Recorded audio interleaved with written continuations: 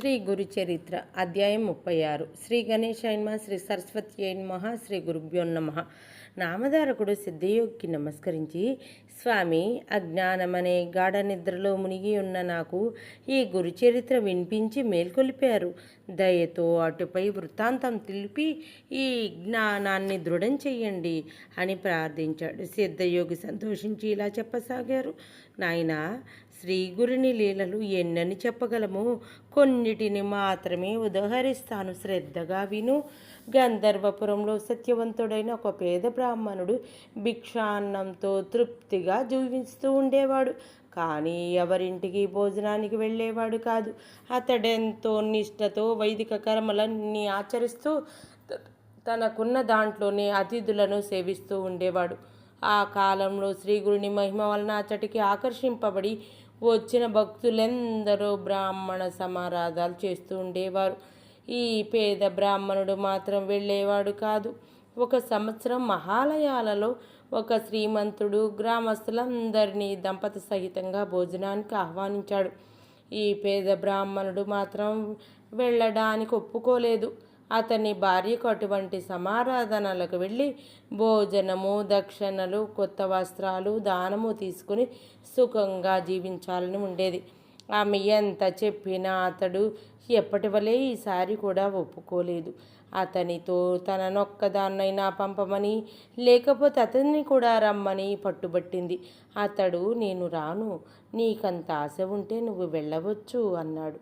అప్పుడు ఆమె శ్రీమంతునితో, నన్నొక్కదాన్నైనా భోజనానికి రావచ్చా అని అడిగింది. అతడు దంపతులే రావాలన్నాడు. నిరాశ చెంది తన భర్తపై కోపంతో శ్రీగురుని వద్దకు వెళ్ళి తన బాధనంతా వెళ్ళబోసుకొని తన భర్త కూడా ఆ రోజు సమారాధనకు వెళ్ళేలా ఆదేశించమని కోరింది. అందుకు శ్రీ నృసింహ సరస్వతి నవ్వి ఆమె భర్తను పిలిపించి, ద్విజోత్తమ, నా మాట విని ఈ రోజుకు నీవు సమారాధనకు వెళ్ళు. భార్య యొక్క కోరిక తీర్చడం భర్త యొక్క ధర్మం అని హితం చెప్పారు. ఆ విప్రుడు, స్వామి, మీ ఆజ్ఞానుసారం నా నియమం విడిచి నేడు సంతర్పణకు వెళతాను.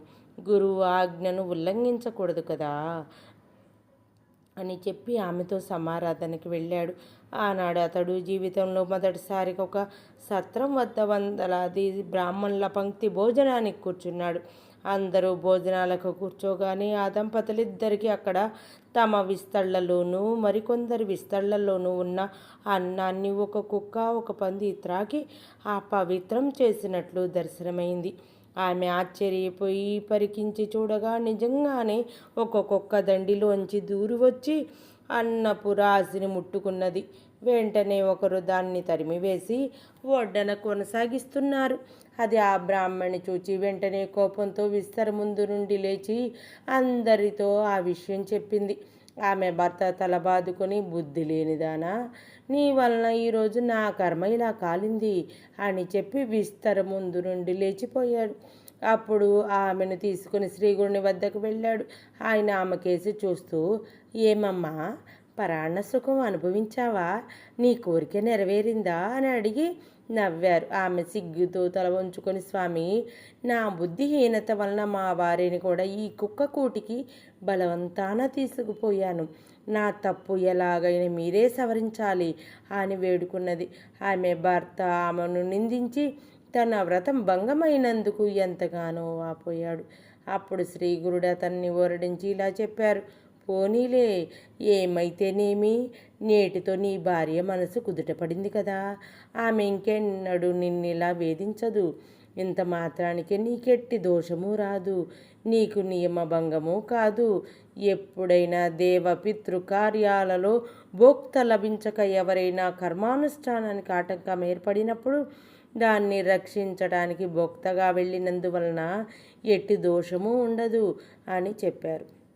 అప్పుడు ఆ విప్రుడు, స్వామి, ఎలాంటి భోజనం చేయవచ్చు, ఎలాంటిది చేయకూడదో దయతో వివరించండి అని కోరాడు. శ్రీగురుడు ఇలా చెప్పాడు. గురువులు, మేనమామలు, ఆచారవంతులైన వేదవిధులు, అత్తమామలు, తోబుట్టువులు పెట్టిన భోజనం చేయవచ్చు. తల్లిదండ్రుల చేత సేవ చేయించుకునేవాడు, భార్యా బిడ్డలను ఏడిపించి పేరు కోసం దానాలు చేసేవాడు, పొగరుబోతు, తగాదాల కోరు, వైశ్యదేవం చెయ్యనివాడు, డబ్బు కాసించి అపాత్రులకు మంత్రోపదేశం చేసేవాడు, క్రోధవంతుడు, భార్యను విడిచిపెట్టినవాడు, క్రూరుడు, పిసినారి, శ్రీలోలుడు, దురాచారి, దొంగ, జోదరి, స్నానం చేయకుండానే భోజనం చేసేవాడు, భగవత్ నామస్మరణ పట్ల శ్రద్ధ భక్తులు లేనివాడు, కనీసం సంధ్యావందనమైనా చెయ్యనివాడు, డబ్బు తీసుకుని డాంబికంగా జపాలు చేసేవాడు, విశ్వాసఘాతకుడు, పక్షపాతంతో అన్యాయంగా పలికేవాడు, స్వధర్మం విడిచి పరధర్మం అవలంబించేవారు, బ్రాహ్మణులను, గురువును, సాధువులను, తన ఇంటి భోజనాన్ని నిందించేవారు, తన ఇంటి కులదేవతని విడిచినవారు, దురాశాపరులు, భగవంతునికి నివేదించకుండా భోజనం చేసేవారు. ఇలాంటి వారి భోజనం తిన్నవారు పతితులవుతారు.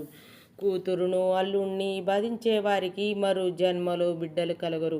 కేవలం అద్వైతం చెప్పి దేవ పూజ చెయ్యనివాడు, పొట్ట కూటి కోసం కపటంగా ప్రవర్తించేవాడు పెట్టిన భోజనం వలన మరు జన్మలో గ్రుడ్డితనము, అల్పాయువు లేక చెవుడు కలుగుతాయి. నిత్యము ఇతరుల ఇంట్లో భోజనం చేసే వారి పుణ్యమంతా నశించి వారి పాపమంతా సంక్రమిస్తుంది. పూర్ణిమ, అమావాస్యలలో పరుల ఇంట భోజనం చేస్తే మాసామార్జించిన పుణ్యఫలం లభిస్తుంది. సాటి వారికి కర్మానుష్ఠానంలో లోపం తీర్చడానికి తప్ప ఇతరుల ఇంటికి భోజనానికి వెళ్ళకూడదు. అలా చేసిన దోషం గాయత్రి జపంతో తొలుగుతుంది. సేవకుల ద్వారా ఆహ్వానం పంపిన వారి ఇంటికి కూడా వెళ్ళకూడదు. మనువడు పుట్టేదాకా అల్లుని ఇంట్లో కూడా భుజింపకూడదు. గోవు, భూమి, బంగారం మొదలగున్నవి దానం తీసుకోవటం కూడా అంత చెడ్డవు కాదు. కానీ గ్రహణ సమయంలోనూ సూతకమప్పుడు పుణ్యతీర్థాల్లోనూ దానాలు తీసుకుంటే దోషం వస్తుంది. ఇటువంటి అనుచిత భోజనం చేయకుండా స్వధర్మం ఆచరించే వారికి దైన్యం ఎప్పటికీ రాదు. దేవతలు, సిద్ధులు, కామధేనువు కూడా వారిని సేవిస్తుంటాయి.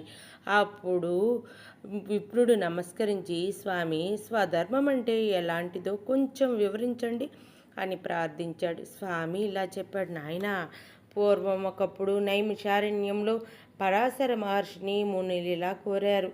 మునీంద్ర, స్వధర్మానుష్ఠానంలో మాకు అడుగడుగున సందేహాలు కలుగుతున్నాయి. ఆచారము, మంత్రము గురువు నుండి తప్ప తెలుసుకోకూడదంటారు. కనుక దయతో మాకవి వివరించండి. అప్పుడు ఆ మహర్షి ఇలా చెప్పారు, ఋషులారా, సదాచారం వలన సర్వము సిద్ధిస్తుంది. బ్రాహ్మణుడు బ్రహ్మీ ముహూర్తంలో నిద్రలేచి భక్తితో త్రిమూర్తులను, నవగ్రహాలు, సనకాది సిద్ధులను, పితృదేవతలను, సప్త సముద్రాలు, చతుర్దశ భువనాలు, సప్త ద్వీపాలు, సప్త ఋషులను మొదట స్మరించాలి. అప్పుడు గోవుకు మ్రొక్కి ఆచమనం చేశాకనే కాలకృత్యాలు తీర్చుకోవాలి. స్నానము, భోజనాలకు ముందు తర్వాత కూడా కూర్చొని ఆచమనం చేయాలి. చూడకూడనివి చూచినప్పుడు, మాట్లాడకూడనివి మాట్లాడినప్పుడు, వినరానివి వినినప్పుడు ఆచమనం చేస్తే శుద్ధి కలుగుతుంది. అందుకు నీరు లేకుంటే కుడి చెవును తాకాలి. కారణం, అందులో అగ్ని, జలము, వరుణుడు, సూర్యుడు, వాయువు మొదలుగా గల సకల దేవతలు ఉంటారు. తర్వాత మానసిక స్నానంతో పరిశుద్ధుడై సూర్యోదయం వరకు గాయత్రి తప్ప మిగిలిన వేద భాగంలో ఏ ప్రార్థనా శ్లోకాలైనా చదువుకోవచ్చు. తర్వాత ఊరికి నైరుతి దిక్కున 6 బయట దేవాలయాలు, పవిత్రమైన చెట్లు లేని చోట, బాటకు నీరుకు దూరంగాను, ఆకులు గడ్డి లేని చోట మల విసర్జనం చెయ్యాలి. ఆ సమయంలో జంధ్యము వేరుగా వేసుకొని అంగవస్త్రం తలకు చుట్టుకొని ఉండాలి. దిక్కులకేసి ఆకాశానికేసి చూడకూడదు. పగటి వేళ ఉత్తర దిక్కుకు, రాత్రి వేళ దక్షిణ దిక్కుకు తిరిగి కూర్చోవాలి.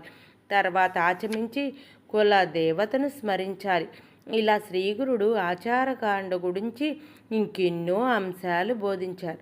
శ్రీ దత్తాయ గురవే నమః. శ్రీ శ్రీపాద శ్రీ వల్లభాయ నమః. శ్రీ నృసింహ సరస్వత్యై నమః. 36వ అధ్యాయం సంపూర్ణం.